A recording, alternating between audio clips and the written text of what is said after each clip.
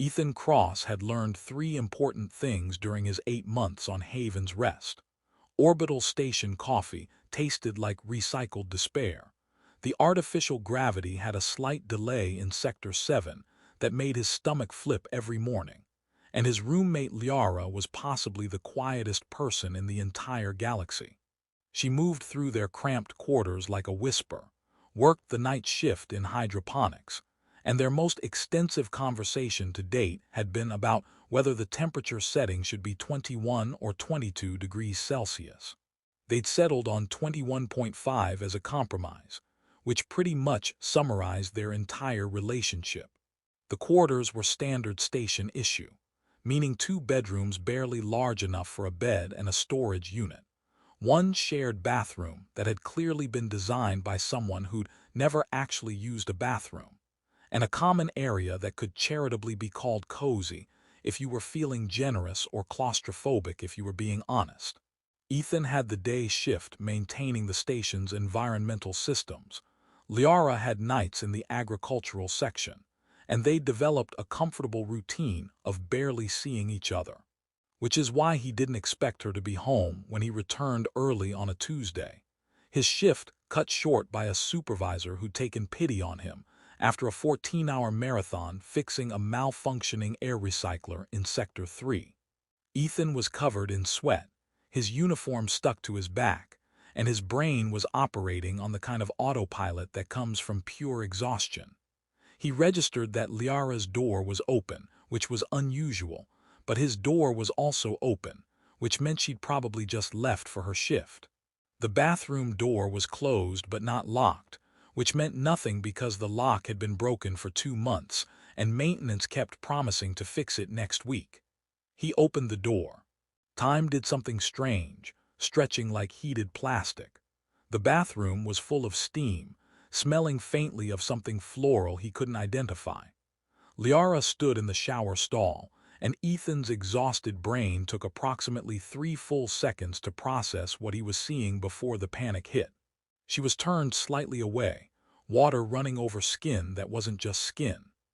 Patterns moved across her body like living art, bioluminescent traces that pulsed gently in shades of blue and violet, and something his eyes didn't have a name for. They ran along her spine in intricate spirals, spread across her shoulders like wings made of light, traced down her arms in geometric patterns that seemed to shift as he watched. Her proportions were subtly different from human, her waist longer, her limbs more graceful, and her skin itself seemed to shimmer with an inner light that had nothing to do with the bathroom fixtures. Her ears, elongated and swept back in elegant points, twitched slightly. She turned, and her eyes, those same silver eyes he'd seen across the dinner table for 8 months, went wide with shock. For one eternal moment, they simply stared at each other. Ethan saw surprise flash across her face, then something else, something that might have been vulnerability or fear. The patterns on her skin flared brighter, pulsing rapidly, and he understood with sudden clarity that they were reacting to her emotions. He started. Lyara made a sound somewhere between a gasp and something in her own language that his translator didn't catch. Ethan stumbled backward, his shoulder hitting the doorframe hard enough to hurt. I'm so sorry, I didn't know you were. I thought you'd left for work. The door wasn't locked. He pulled the door shut with enough force to rattle the frame, then stood in the common area, his heart hammering so hard he could hear it in his ears. Behind the door he heard water shut off, heard movement, heard what might have been Valith cursing but couldn't be sure. Lyara, I'm really sorry, he called through the door, his voice cracking. I wasn't thinking. Long shift, I'm an idiot. Silence, then quietly, please go to your room. Ethan went to his room. He sat on his bed, staring at the wall, and tried very hard not to think about what he'd just seen. This failed completely. The image was burned into his brain with perfect clarity. The patterns, the light, the way her body moved like water, the shock in her eyes. He'd lived with her for 8 months and never known, never suspected. The Valith looked human enough in their clothes, similar enough that most people didn't think twice. But what he'd seen was something else entirely, something beautiful and alien and completely unexpected. He heard the bathroom door open, heard her footsteps move quickly to her room, heard her door close with a decisive click. Ethan put his head in his hands. This was bad. This was monumentally bad. They'd maintained a careful, polite distance for 8 months, and he just obliterated that boundary in the most embarrassing way possible. She probably thought he was some kind of pervert. She probably wanted to request a new roommate immediately. She probably. A knock on his door. Ethan jumped, nearly fell off his bed. Yes. We need to talk. Lyara's voice was steady but quiet. When you are ready. I will be in the common area. He took a minute to compose himself, changed out of his work uniform into clean clothes, and tried to figure out what he could possibly say that would make this situation less mortifying. Nothing came to mind. Finally, he opened his door. Lyara sat on the small couch they'd bought together from the station's second-hand exchange, wearing loose sleep clothes that covered her completely. Her silver hair, he'd always thought it was dyed, but now he wondered, was damp and pulled back. She looked at him with an expression he couldn't read, her silver eyes giving nothing away. "Sit," she said, gesturing to the chair opposite. "Please." Ethan sat, feeling like a student called to the principal's office. "Lyara, I can't apologize enough. I should have knocked. I should have checked. I wasn't thinking straight after the shift in." "I know," she cut him off gently. "I believe you. This was an accident. Still, I invaded your privacy. That's not okay." "No, it is not." She folded her hands in her lap, and Ethan noticed they were trembling slightly. "But what concerns me more is your reaction." Ethan blinked. "My reaction?" "You stared." Her voice was very quiet. "Before you apologized, before you ran, you stared, and your face." She trailed off, looking away. "I need to know what you thought, what you think, of what you saw." This was somehow worse than the initial accident. Ethan felt heat rise to his face. "I thought," he stopped, started again. "I didn't know about the patterns, the light. I've never seen anything like it." "That does not answer my question." He met her eyes, saw genuine worry there, and realized she was asking something specific. She wanted to know if he'd been disgusted, if he'd seen her as monstrous, if the secret she'd kept covered for 8 months had just cost her the only stable housing situation she had. "I thought you were beautiful," Ethan said, the honesty coming out before he could stop it. "I thought it was the most beautiful thing I'd ever seen. And then I thought I was the worst person in the galaxy for seeing something you clearly didn't want me to see." Lyara's eyes widened fractionally. The silence stretched between them, heavy with implications neither of them was ready to examine. "You are not disgusted," she finally said, and it wasn't quite a question. "No. God, no." "Lyara, you're—" He stopped himself before he said something even more inappropriate.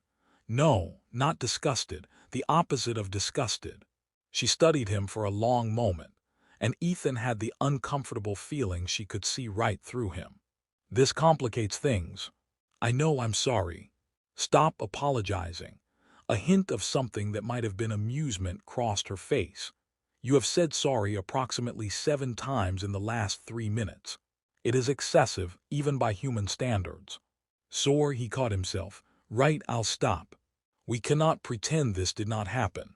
"No, and we must continue living together, as neither of us can afford to break our housing contract." "True." Lyara stood, and Ethan found himself tracking the movement, wondering what patterns were hidden beneath her clothes, what other secrets her people kept. She seemed to sense his thoughts because her expression shifted into something complicated. "I will show you," she said quietly. "If you wish to understand, but not tonight. Tonight we both need rest and distance. Tomorrow, if you still want to know, ask me, and I will explain what you saw." She disappeared into her room before Ethan could respond, leaving him alone in the common area with a racing heart and a head full of questions. Outside the viewport, stars wheeled slowly past, and somewhere in the station's guts, recycled air hummed through vents, and Ethan Cross tried to figure out how everything had changed in the space of 3 seconds. He wasn't sure he'd sleep at all that night. But when he finally crawled into bed, his last thought before exhaustion claimed him was of patterns like living light, and silver eyes that might have held something more than surprise. Tomorrow, she'd said. Tomorrow he could ask. Tomorrow everything might change again. He wasn't sure if he was terrified or fascinated. Possibly both. The power fluctuation hit at 300 station time, which meant Ethan was deeply asleep when the lights died and the emergency klaxons started their aggressive beeping. He jolted awake, disoriented, and immediately cracked his shin on the bed frame while trying to stand. The pain brought clarity. Station emergency. Everyone shelter in place until the issue was resolved. It happened maybe twice a year, usually something to do with the solar array or a micrometeorite strike that required immediate hull repair. He fumbled for his emergency light, found it on the third try, and opened his door to the common area. The space was pitch black except for a soft blue glow coming from Lyara's room. Her door was open, and she stood in the doorway, and Ethan's breath caught in his throat. She was glowing. Not brightly, but unmistakably, the patterns he'd glimpsed in the bathroom now visible through her sleep clothes, pulsing gently like a slow heartbeat. Her face was illuminated from beneath, and her silver eyes reflected his emergency light like a cat's. "Power outage," she said unnecessarily. "Yeah, we should probably stay in the common area until it's resolved. Standard protocol." They moved into the shared space, and Ethan realized his emergency light was almost insulting next to her natural luminescence. He turned it off, and immediately the room was transformed. Lyara's patterns provided enough light to see by, casting everything in shades of blue and violet. "I did not consider this," she said quietly, wrapping her arms around herself. "That you would see. I can turn the light back on." "No, it is fine. You have already seen worse." They sat at opposite ends of the couch, the awkwardness from the past 3 days settling between them like a physical barrier. Since the bathroom incident, they'd barely spoken, communicating through notes left on the counter and carefully timed exits and entrances. Ethan had been working up the courage to take her up on her offer to explain, but every time he saw her, his nerve failed. Now, trapped in the dark with her bioluminescence the only light source, there was nowhere to hide. "Your people glow in the dark," Ethan finally said, because the silence was becoming unbearable. "In low light conditions, yes. The patterns store energy during the day. It is evolutionary from before we had artificial light." Lyara's voice was carefully neutral. Most Valith dim their patterns when living among other species, cosmetic suppressants. "I usually apply them before leaving my room. But not tonight. I was asleep. I did not have time." Ethan watched the patterns shift and pulse, hypnotic in the darkness. "How do you dim them, the patterns?" "Chemical suppression. It is harmless but uncomfortable, like wearing a mask that is slightly too tight." She glanced at him, then away. "You are staring again." "Sorry, it's just they're moving, changing. They respond to emotion, heart rate, neurological activity." She sounded resigned. "It is why most Valith prefer the suppressants. We are not good at hiding what we feel." "What do the colors mean?" Lyara was quiet for a long moment. "Are you asking what you think you are asking?" "I'm asking what the patterns mean. You said you'd explain if I wanted to understand." "That was before you saw me glow like a jellyfish in the dark." Despite everything, Ethan laughed. "You don't look like a jellyfish. You look like, I don't know, living art, like someone painted constellations on your skin." The patterns flared brighter for just a moment, and Lyara made a soft sound that might have been surprise. When she spoke again, her voice was different, less guarded. "Blue is calm, baseline. What you see now is me trying very hard to remain composed. And the violet, stress, uncertainty, fear. You're afraid of me." "I am afraid of what you think of me." She turned to face him fully, and in the dim light her features were ethereal. "You said I was beautiful. You said it was the most beautiful thing you had ever seen. Did you mean that?" Ethan's heart rate picked up. "Yes." "Why? Why was it beautiful?" "Yes." Humans have such specific standards of beauty, symmetry and proportion and ratios I do not understand. My body is not human. My proportions are wrong. My skin does this, she gestured at the glowing patterns, which must seem alien and strange. So why did you look at me like that? Like what?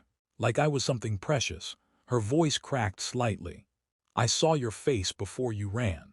I have been trying to understand that look for 3 days. Ethan took a breath, committed to honesty.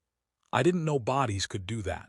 Humans are just skin and bones and organs, nothing special. But you're like a living light show. The patterns were incredible and the way they moved, and your proportions aren't wrong, they're just different. Elegant. And yeah, alien, but alien doesn't mean not beautiful. He ran his hand through his hair, frustrated with his own inadequate words. I don't know how to explain it. You took my breath away. The patterns shifted, the violet fading, the blue intensifying, and something new appearing. Streaks of gold that spiraled along her arms. Lyara stared at them like they'd betrayed her. What's gold? Ethan asked softly. I will not tell you that. Why not? Because it will make this more complicated than it already is. She stood abruptly, pacing to the viewport where stars provided the only external light. Her reflection in the glass glowed like a ghost. This is why I use the suppressants. This is why Valeth do not live with other species unless we must. We cannot hide. Maybe you shouldn't have to hide. You do not understand. She spun to face him, and the gold was spreading now, creeping up her neck across her collarbones. In my culture, being seen unclothed by someone outside your family is significant. Being seen bathing is more significant still. It is intimate in a way that humans do not practice. And your reaction, the way you looked at me, the fact that you saw beauty instead of strangeness. She stopped, visibly struggling. It means something to my people. It means compatibility. It means that I might feel something for you, Ethan finished quietly. The silence was deafening. Outside, the station's emergency systems hummed in the background, and somewhere distant, repair crews were probably working frantically to restore power. Inside their quarters, two people stared at each other across a divide that was suddenly much smaller. Do you? Lyara asked, barely a whisper. Feel something? Ethan stood, moved closer, watching the gold pattern spread like sunrise across her skin. I've been trying not to. For 3 days, I've been trying to pretend that moment in the bathroom didn't change everything. But I can't stop thinking about you, about what I saw, about what it means that you trusted me enough to offer to explain. I did not trust you, I was testing you. Did I pass? You are still here. You are looking at me like I am not a freak. You called me beautiful twice now. The gold was bright enough now that it rivaled the blue, and Lyara's voice shook. So yes, you passed. What does the gold mean, Lyara? She closed her eyes. Attraction, desire, the beginning of what my people call the soul bright. It is the pattern of someone who is falling. Falling, Ethan repeated. Do not make me say it. He reached out slowly, giving her every opportunity to move away. When she didn't, he touched one of the golden patterns on her arm. It flared bright under his fingers, and Lyara gasped, her eyes flying open. They respond to touch, he asked. To your touch, yes. To intention, too, she swallowed hard. This is a very bad idea. Probably. We are roommates. We must live together, if this goes wrong. I know. I am not human. There are complications you cannot begin to imagine. I know that too. Then why are you still touching me? Ethan smiled, gentle and honest. Because you're still glowing gold. Because you haven't moved away. Because 3 days ago I saw something I can't unsee, and I don't want to. Because maybe this is complicated and maybe it won't work, but I'd like to try. Lyara stared at him for a long moment, her patterns a riot of color now, blue and violet and gold all competing. Then slowly, she took his hand and placed it flat against the patterns on her forearm. They flared brilliant under his palm, and he felt warmth, a subtle vibration like electricity but gentler. This is what you do to me, she said quietly. This is what I have been hiding for 3 days. My body cannot lie. When you are near, I glow like a star, and everyone who sees me will know. Know what? That I am falling too. The power came back on with a sudden surge, floods lighting, displays humming to life. They both blinked in the sudden brightness, and Ethan realized he was still holding her arm, still touching patterns that had dimmed now that the lights were on but hadn't disappeared completely. Lyara looked at where they touched, then back at his face and slowly smiled. I suppose we are doing this then, she said. I suppose we are. You still have so many questions. Hundreds. And I will answer them, but Ethan. Yeah. Next time, knock before entering the bathroom. Despite everything, they both laughed, and in that moment, the awkwardness that had defined their relationship for 8 months finally dissolved. What replaced it was uncertain and complicated and possibly disastrous. But as Liara's patterns glowed soft gold in the artificial light, Ethan thought maybe it was worth the risk. Outside their viewport, Haven's Rest continued its eternal orbit, and inside, two people began the delicate process of learning what it meant to be seen. The next 2 weeks transformed their quarters from a space they happened to share into something that felt like home. Lyara stopped using the suppressants when they were alone together, and Ethan grew accustomed to the subtle light shows that accompanied her every mood. He learned that sharp flashes of red meant annoyance, usually when the recycled water took too long to heat up. That deep purple meant exhaustion, which happened after double shifts in hydroponics. That the soft green he'd seen a few times meant contentment, like when she curled up on the couch with tea and ancient Valith poetry that didn't translate well into standard but she read anyway. And the gold. There was always gold now when they were together, subtle but unmistakable, a constant reminder of feelings neither of them had quite put into words beyond that first confession. They fell into new routines. Ethan would finish his day's shift and return to find Lyara awake, preparing for her night shift. They'd overlap for 2 hours, and those hours became precious. They cooked together, or rather, Lyara cooked while Ethan provided commentary and occasionally managed not to burn whatever he was assigned.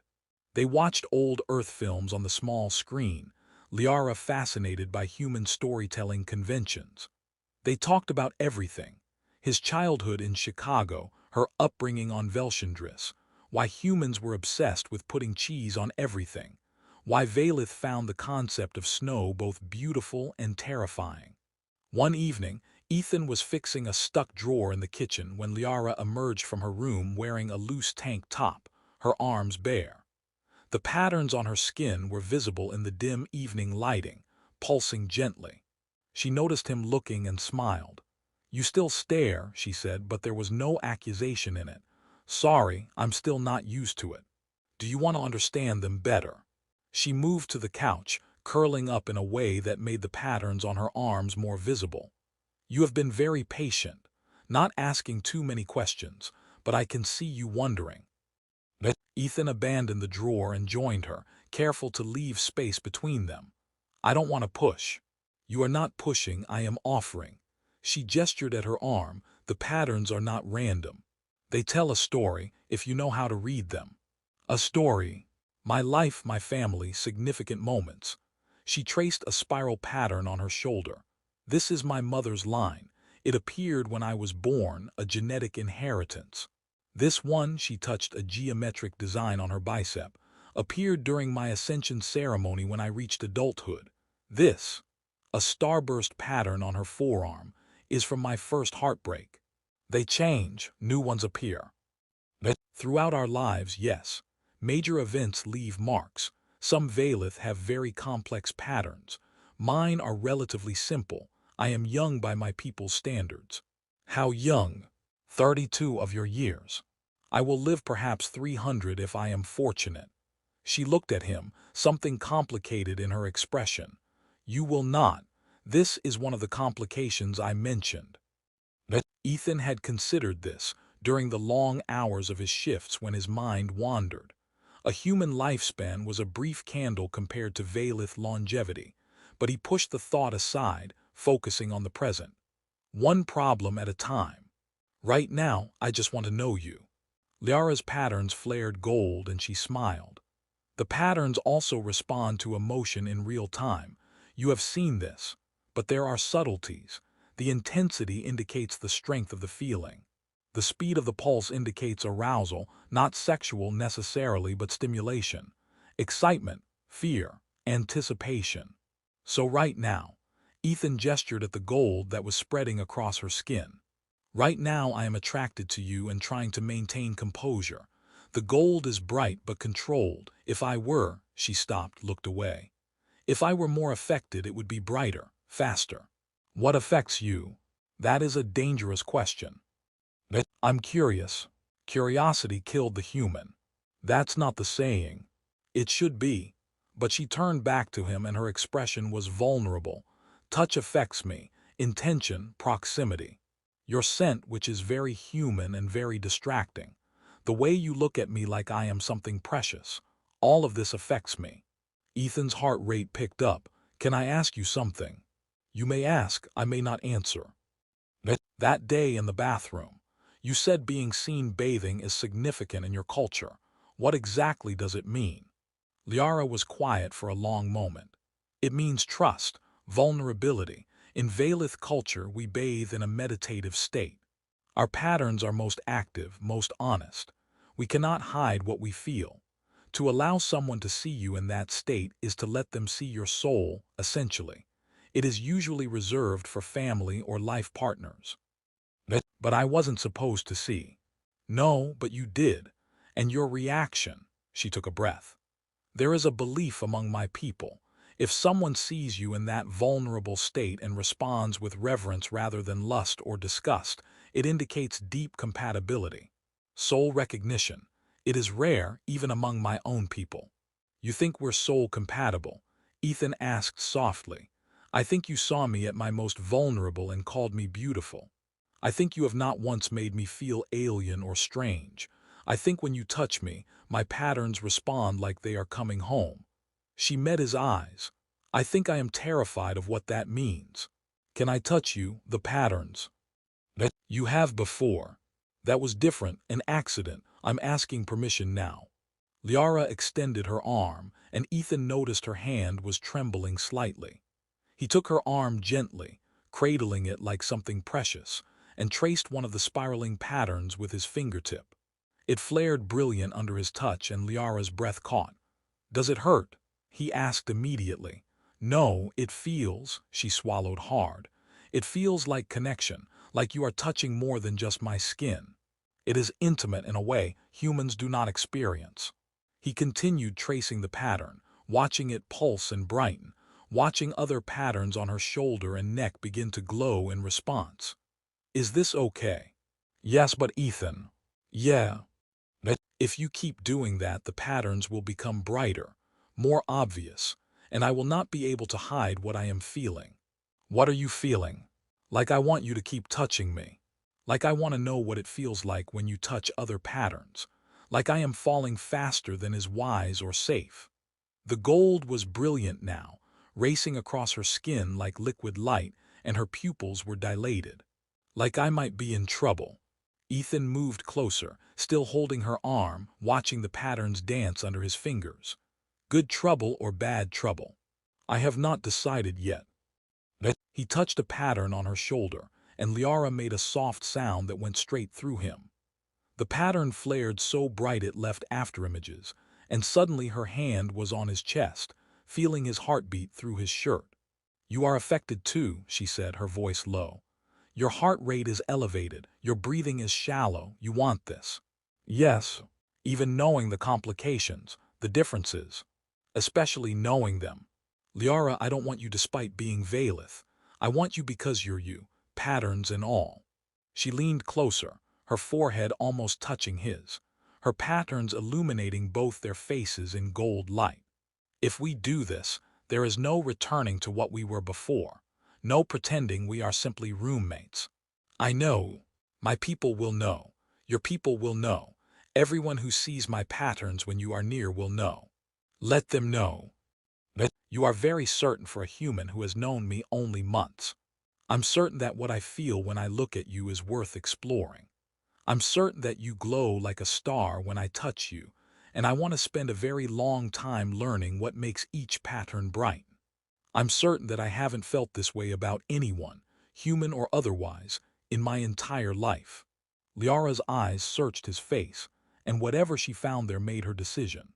She closed the distance and kissed him, tentative and careful, her lips softer than he'd expected. Her patterns exploded in brightness, gold so intense it was almost white, spreading across every visible inch of her skin. Ethan felt her trembling, felt the subtle warmth of her patterns through his clothes where she pressed against him. When they finally pulled apart, both breathing hard, Lyara laughed shakily. I am glowing like a sun. This is embarrassing. This is beautiful, you're beautiful. You keep saying that. I'll keep saying it until you believe me. She touched his face, her fingers cool against his skin. I am beginning to, which is dangerous. You make me feel seen, Ethan Cross. Truly seen. I did not expect this when they assigned me a human roommate. Neither did I, but I'm glad they did. They spent the rest of the evening on the couch, Lyara teaching him to read the smaller patterns on her hands and wrists, explaining the subtle variations in color and pulse. Ethan learned that the tiny cluster near her thumb appeared when she was 12 and first understood poetry, that the delicate lines on her wrist showed up after her best friend died, that every Valith carried their history on their skin, unable to hide their past or their present. When Lyara finally left for her shift, her patterns still glowing gold, Ethan sat alone in their quarters and marveled at how completely his life had changed. A month ago, she was a quiet roommate he barely knew. Now she was someone he was falling for, someone whose every emotion he could read in the light beneath her skin. Outside the viewport, Haven's Rest continued its orbit, and Ethan thought about compatible souls and accidental moments, and how sometimes the most important things in life happened when you least expected them. He fell asleep that night thinking about golden light and soft kisses, and the sound of Lyara's laughter, and he dreamed in colors he'd never seen before. The station's monthly social event was held in the main recreation hall, a space large enough to accommodate several hundred residents, and decorated with an enthusiasm that suggested the planning committee had access to supplies that definitely weren't regulation. Ethan hadn't planned to attend, but Lyara had mentioned wanting to go, and somehow he'd found himself agreeing to accompany her. She emerged from her room wearing a dress he'd never seen before, deep blue fabric that complemented her silver hair and left her arms bare. Her patterns were visible, glowing softly even in the bright lighting, and Ethan noticed she wasn't wearing suppressants. You're not hiding them, he said. No, I am done hiding. She smiled at his expression. If we are doing this, truly doing this, then people will know. My patterns will tell them, so there is no point in pretending. They walked to the recreation hall together, and Ethan noticed the looks they got: curious, surprised, a few disapproving. But Lyara held her head high, her hand in his, and the gold in her patterns was unmistakable. The hall was crowded, music playing from somewhere, people clustered in conversation groups. Ethan recognized some of his engineering colleagues and Lyara's co-workers from hydroponics. They found drinks, something that claimed to be wine but tasted like synthesized grapes, and tried to blend into the background. This lasted approximately 15 minutes before Jake Morrison, one of Ethan's least favorite colleagues, spotted them.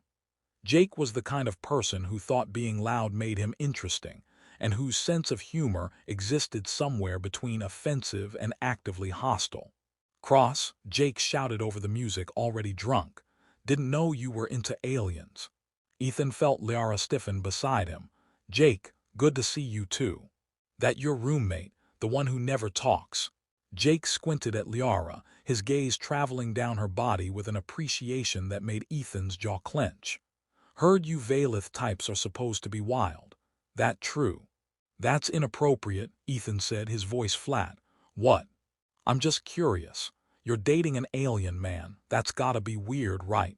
Do the ears do special things? Does she glow in bed? Lyara's patterns flashed red, and Ethan saw genuine hurt flash across her face before she masked it. Something in him snapped. Jake, you have 3 seconds to walk away before I make you walk away. Oh, come on, I'm just joking. Can't you take a joke? Not about her, not ever about her. Ethan stepped forward, and he was distantly aware that people were watching now. Apologize. For what? Being curious. Everyone's thinking it, I'm just saying it. What's it like, Cross, dating something exotic? Bet she does tricks. Ethan didn't remember deciding to move. One moment he was standing still, the next his hand was fisted in Jake's collar, and he was pulling the larger man close. You will apologize to her right now, or I will personally ensure every woman on this station knows exactly what kind of person you are. Starting with your supervisor, who happens to be married to my supervisor. You want to test that theory? Jake's expression shifted from amused to nervous. All right, sorry. Didn't know you were serious about her. I am deadly serious. Now get out of my sight. Jake stumbled away, muttering, and Ethan turned to find Lyara staring at him with wide eyes. Her patterns were a confused mix of red and gold, and something that might have been silver. You defended me, she said quietly. Of course I did, he was being a jackass. But you made a scene. People are watching. Your colleagues will know you are serious about me. Good, let them know. She touched his arm and her patterns flared bright gold. Ethan, you are shaking. He was, adrenaline and anger and protectiveness all fighting for dominance. I can't stand it when people treat you like you're less than human. You're not exotic. You're not a curiosity. You're just you, and you're worth more than Jake Morrison's entire existence. Come with me. She pulled him out of the hall, down a side corridor, into one of the observation rooms overlooking the planet below. The door closed behind them, muffling the music and conversation, and suddenly they were alone. That was very stupid, Lyara said, but she was smiling. Probably. You could have been hurt. Jake is larger than you. Didn't care. You made it very public that we are together. Also didn't care. She moved closer, her patterns brilliant in the dimmed lighting. Why risk it? Why make your stance so clear? Because watching him look at you like that made me want to commit violence. Because you deserve better than being treated like a novelty. Because, he stopped, swallowed hard. Because I'm in love with you, and I'm tired of pretending otherwise.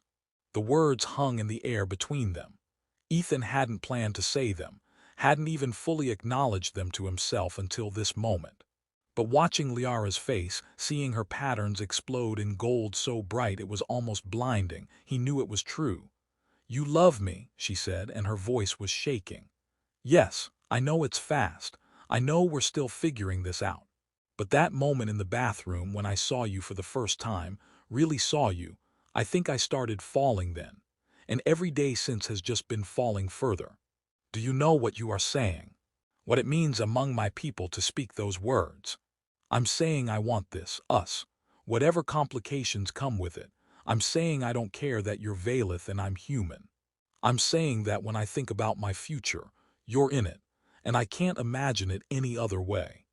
Lyara's hands came up to frame his face, and her patterns were doing something he'd never seen before, pulsing in waves, gold and silver mixing, creating patterns within patterns. The silver, she whispered, do you see it? Yes. It means soul bond, recognition at the deepest level. I have only seen it once before on my parents. Her eyes were bright with unshed tears. I love you too, Ethan Cross. I have been trying not to. Trying to be practical and cautious, and protect myself from the inevitable pain when your short human life ends and mine continues. But I cannot help it. You saw me, truly saw me, and loved what you saw. How could I not fall? He kissed her then, pouring everything he felt into it. The love, the protectiveness, the desperate need to show her she was valued. Her patterns blazed like a supernova, and he felt the warmth of them through his clothes, felt her trembling against him. When they finally broke apart, both breathing hard, Lyara laughed through her tears. Everyone will know. The moment they see me, they will know what we have done. Let them know. You keep saying that. Because I mean it. I'm not ashamed of you. I'm proud to be with you, proud that you chose me. He wiped a tear from her cheek with his thumb. Your patterns are telling a story. Let them read it. She pressed her forehead to his, and in the dim observation room, her bioluminescence was the only light they needed. This will not be easy. There will be opposition, questions about our future, concerns about compatibility, about children, about what happens when you age and I remain young. We'll figure it out together. You are very optimistic for someone dating an alien. I'm dating you. The alien part is just a bonus. She laughed again and the sound was pure joy. I want to show you something. Will you come with me? Anywhere. They left the observation room, left the social event behind, and made their way to the hydroponics section where Lyara worked. At this hour, it was deserted, just rows and rows of growing things under artificial sunlight. She led him to the back section, where experimental plants grew in isolated environments. This is my project, she said, gesturing to a small enclosure. Inside, delicate flowers grew in shades of blue and violet that seemed to glow. Lumina blooms, from Velschendris. I have been trying to make them grow in station conditions. They're beautiful, they look like your patterns. They respond to the same things: emotion, energy, connection. She opened the enclosure and touched one of the flowers. It brightened under her hand, and the others around it began to glow in response. Watch. She took Ethan's hand and placed it beside hers on the flower. The glow intensified, spreading through the entire plant, then to the neighboring plants, until the whole enclosure was bright with bioluminescent light. They recognize us, she said softly. The connection between us. Life responds to love, Ethan. It recognizes truth. He stared at the glowing flowers, then at Lyara's glowing patterns, and felt something settle in his chest. This was real. This was right. All the complications and questions and concerns about the future, they mattered. But they didn't matter as much as this moment, standing in a garden of alien flowers with a woman who glowed like starlight.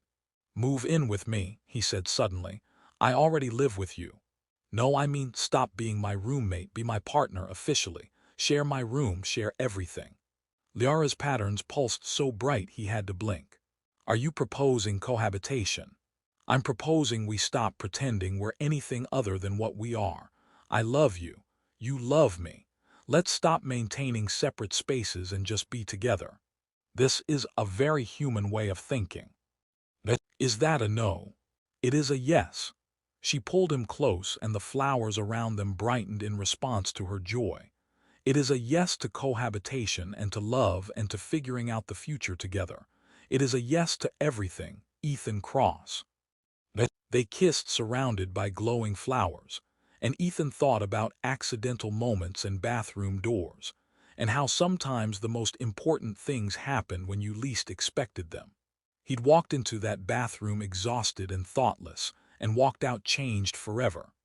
Now, holding Lyara close, watching her patterns dance with silver and gold, feeling the warmth of her against him, he couldn't imagine his life any other way. Outside the hydroponics bay, Haven's Rest continued its orbit. Inside, two people, human and Valeth, different in every way that mattered except the most important one, began the process of building a life together. It wouldn't be easy. There would be challenges and questions and moments of doubt. But as Lyara's patterns glowed